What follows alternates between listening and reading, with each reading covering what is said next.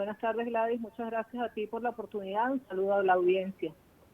Y bueno, sobre eso queremos hablar con usted, que justamente se ha especializado en estos temas, sobre el diálogo social. ¿Qué implica el diálogo social? ¿Y qué implica un diálogo sugerido por muchos o por algunos en estas condiciones actuales de crisis político-electoral en Venezuela? Bueno, Gladys, mira, yo quisiera primero decir que el diálogo siempre es imprescindible entre los seres humanos. Ese es el mayor atributo que tenemos los seres humanos, es la palabra. Y no quiero dejar de mencionar que el diálogo en este momento, después de la jornada electoral del pasado 28 de julio, es aún más necesario. Esta jornada fue una jornada ejemplar en cada caserío, en cada comunidad, en cada pueblo y ciudad de Venezuela. Los venezolanos dieron una lección de civismo democrático y creo que con su voto justamente dieron un testimonio de que quieren de una nación que abrace las reglas del juego democrático como vía para la transformación del conflicto político. Bajo esas premisas, la sociedad venezolana ha estado demandando transparencia en los resultados, el respeto a la voluntad popular, que exige la exhibición pública de estos resultados. Y creo que los resultados en sí mismos son, digamos, una evidencia de la complejidad del conflicto político que nos atraviesa, y por ello justamente son absolutamente válidos los esfuerzos diplomáticos y los esfuerzos de diferentes actores nacionales que han venido haciéndose en exhortar a los actores políticos al regreso a la mesa de negociación, justamente para que esta situación de descomposición institucional pueda ser resuelta. El pacto social entre los venezolanos está roto y la conciencia de la complejidad del conflicto político nos obliga a solicitar que estos esfuerzos, demandando el regreso de los actores a la mesa de negociación para la recuperación institucional del país, sean ejercidos por todos los actores nacionales e internacionales. Uh-huh. Ahora bien, señora Mariela, en las condiciones actuales, cuando una de las partes se niega a aceptar, reconocer a la otra, cuando pues hay en este momento un quiebre absoluto en la comunicación, incluso hasta con los aliados, ¿cómo se puede promover y cómo se puede tratar de llevar a las partes a ese diálogo que usted sugiere, que además sí, definitivamente en medio de un conflicto pues es la vía natural, lógica y pacífica? Bueno, tenemos que entender que nos debemos focalizar justamente en la solución negociada del conflicto, en la transformación, como hemos dicho nosotros, del conflicto político, y para eso es necesario que ambas partes asuman el compromiso de atender los intereses del país, más allá de las grandes asimetrías en las responsabilidades que por supuesto existen, pero se requiere que cada una de esas partes tenga negociaciones internas en las que puedan acordar vocerías y se pueda también hacer un trabajo, por supuesto, de intermediación al que nos corresponde a todos y cada uno de los venezolanos, generar esos espacios de encuentro, de diálogo a través de la discusión pública del grave conflicto que atraviesa Venezuela, la sensibilización de los actores, la pendulación entre actores políticos para que se logren las condiciones para regresar al diálogo. ¿Es una tarea fácil? En absoluto. No es una tarea sencilla, pero sin lugar a duda una solución para Venezuela es necesaria, pues que este diálogo se dé atendiendo al compromiso con el fortalecimiento de una democracia inclusiva y una cultura de tolerancia y convivencia política.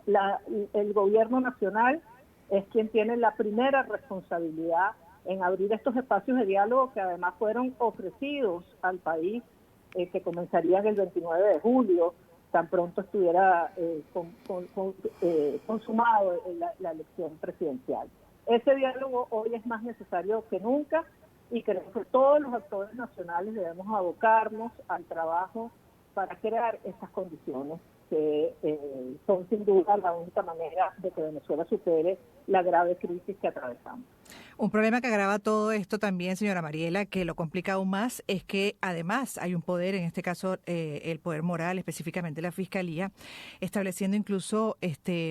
citaciones a el liderazgo opositor, al candidato de oposición. Entonces todavía esto es mucho más complicado, ¿no? Dentro de ese marco de diálogo que se pretende. Completamente. Ayer justamente sacábamos desde el Foro Cívico un mensaje en donde decimos que los conflictos humanos y sobre todo los conflictos colectivos solo se resuelven cuando la verdad reúne y junta, no cuando se decreta o se borra. La verdad procesal que se sella con el principio de la cosa juzgada es una impostura cuando en un juicio no se garantiza el debido proceso. La verdad que estamos demandando los ciudadanos en Venezuela sobre el resultado de la elección presidencial, aspiramos que se derive no de una acción judicial, de un poder judicial que también tiene graves cuestionamientos en la comunidad nacional, sino que aspiramos que se derive de un arbitraje transparente y democrático que respete un pacto fundamental en cualquier sociedad democrática, que es que cada voz, cada voto, cada voluntad cuenta como expresión del reconocimiento de la persona humana y su dignidad. Cuando la justicia pretende imponer una verdad, no juega el papel que le corresponde, que es preservar la paz de la República, la integridad del espíritu nacional y la dignidad de los derechos de todos. Se vuelve, por el contrario, un motor para la extensión del conflicto y deja de hacerse cargo de las terribles consecuencias que ello trae. Así que la solución no está en la imposición de unas acciones judiciales, sino como dije a lo largo de la entrevista, de la verificación transparente de los resultados apegados a la Constitución, a las leyes y los reglamentos y a la tradición electoral en Venezuela. Porque además estamos en un punto, señora Mariela, de que todo el que se oponga, mencionábamos a Edmundo González Urrutia, por ejemplo, que ha sido citado por la Fiscalía General, ya decidió no presentarse ante la Fiscalía en la primera citación y la Fiscalía emitió ya una segunda citación para el 28 de julio. Pero en definitiva, todo el que manifiesta oposición a el anuncio del Poder Electoral y también a lo que ha sido el fallo del Tribunal Supremo de Justicia, automáticamente es de una u otra manera criminalizado. ¿Cómo lo ven ustedes? Bueno, es así, las restricciones en el espacio cívico en Venezuela son cada día mayores, la represión, las detenciones arbitrarias, las visitas domiciliarias sin orden judicial, todo eso nos aleja justamente de la transformación del conflicto y de que podamos dirimir nuestras diferencias en el juego democrático. Por eso hacemos permanentemente una llamada a las autoridades del país a el estricto apego a la Constitución Nacional y al Estado de Derecho. Con relación al rector principal del CNE, Juan Carlos del Pino, quien finalmente después de un mes, casi un mes del proceso electoral de las elecciones del 28 de julio emitió un comunicado donde, pues como otros, además organismos internacionales, él subraya que hubo irregularidades en ese proceso que llevaron a, y dijo textualmente, lo cito, pérdida de confianza en la integridad del proceso y en los resultados anunciados. Según su experiencia en cargos técnicos, del Pino resumió que la jornada electoral se desarrolló sin incidencias ese domingo hasta las 5 de la tarde, con una participación entre el 60 y 65% de los votantes. Sin embargo, cuando cerraron las mesas, incumplieron normas y reglamentos como el desalojo de los testigos de la oposición. Afirmó que ante las irregularidades denunciadas tomó la decisión de no subir a la sala de totalización y no estar presente durante el anuncio del primer boletín que hizo el presidente del CNE, Elvis Amoroso, en horas de la madrugada. Expresó como rector principal, al no subir a la sala de totalización, carezco de la evidencia que respalda los resultados anunciados. Y bueno, definitivamente ha sido noticia, entre otras, también el rector, porque básicamente lo que dice es, corrobora, ratifica lo que organismos internacionales hace ya bastantes días, hace ya pues por lo menos 3 semanas habían emitido, la propia dirigencia opositora había subrayado, ha pasado mucho tiempo para decir básicamente lo mismo, pero igual es un rector, ¿no? Es parte del poder electoral, pues entre otras ratificando esas irregularidades, por lo cual se requiere de una revisión por parte de peritos confiables e internacionales.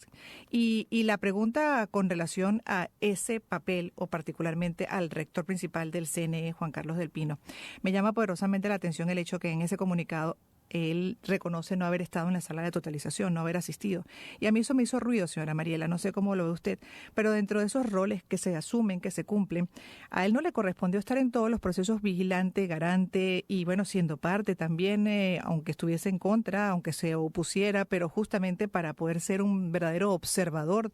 de todo este proceso que hoy nos tiene en un conflicto y muy grave. Sin lugar a dudas, pues que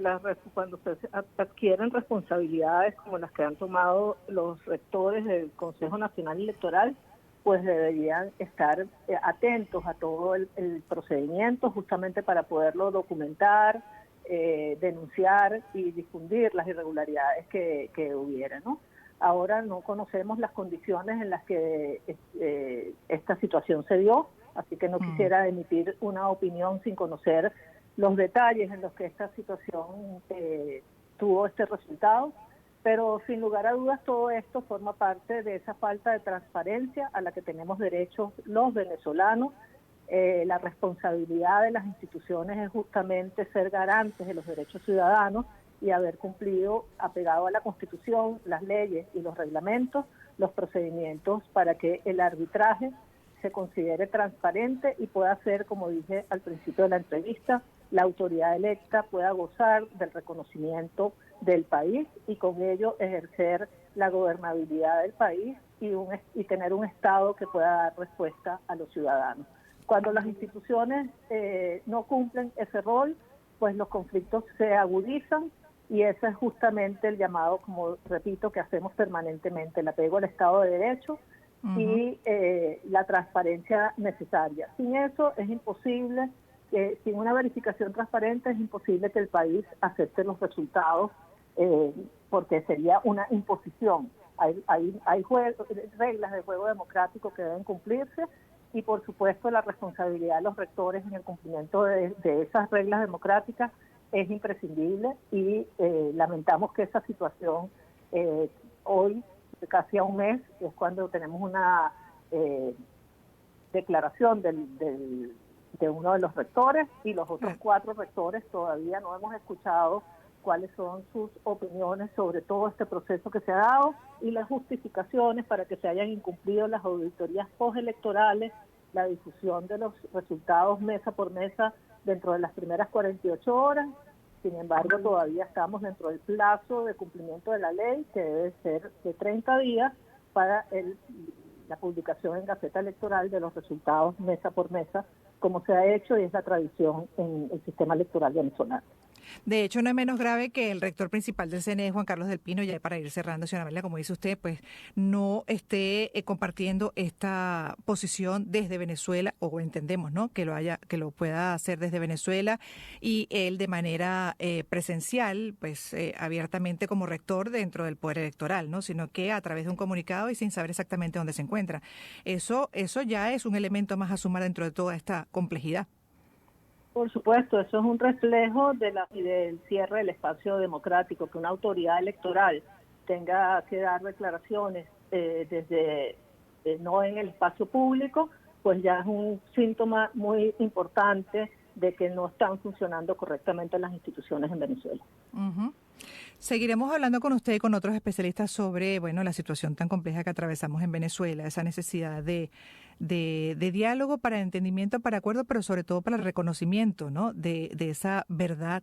que se soporta además en la expresión de no solamente el liderazgo opositor, de esas actas publicadas, sino también de organismos internacionales que reclaman lo mismo, la publicación de las actas, el contraste además entre actas y con peritos confiables para finalmente poder como población también pues aceptar digamos la información que pueda emanar del poder electoral. Así que seguiremos con usted, con otros, revisando la situación de Venezuela, que por supuesto detiene en cuanto a la actividad general del país, como la requiere además dentro de la urgencia, la crisis que se atraviesa hasta humanitaria. Mil gracias, la señora Mariela Ramírez. Para aquellos que están recién sintonizando el programa, es activista social, representante del Foro Cívico, vocera del Movimiento Ciudadano Dale Letra y del Diálogo Social.